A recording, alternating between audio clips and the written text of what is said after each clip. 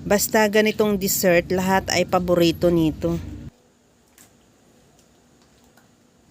Meron ako ditong 1 pack na graham crackers. Putulin ko lang ng maliliit. Gaya lang yan sa nakikita mo sa video.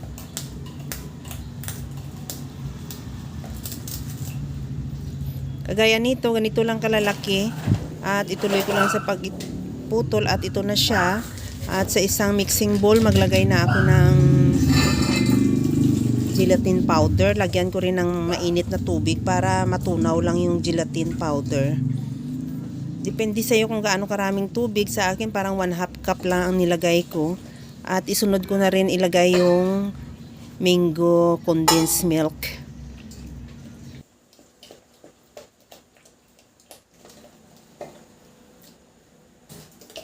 Ilagay ko na rin yung all-purpose cream. Bali, 2 pack ang nilagay ko dyan.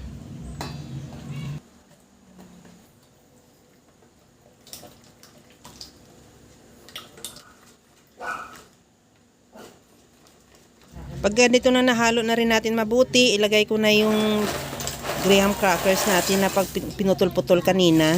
At ihalo lang or mimix mo ng mabuti.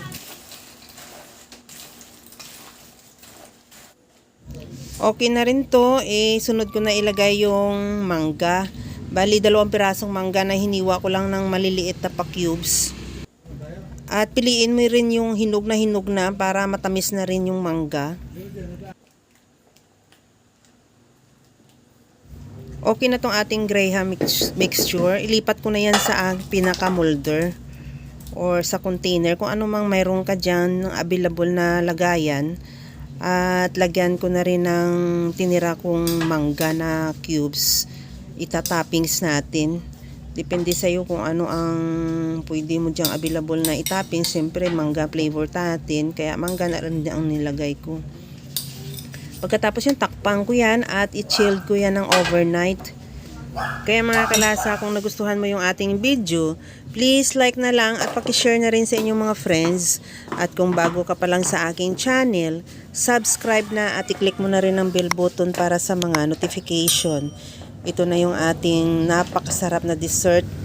After overnight, chilled na rin siya at malamig na, napakasarap niya na rin. Hanggang sa muli mga kalasa, thank you for watching. Bye-bye!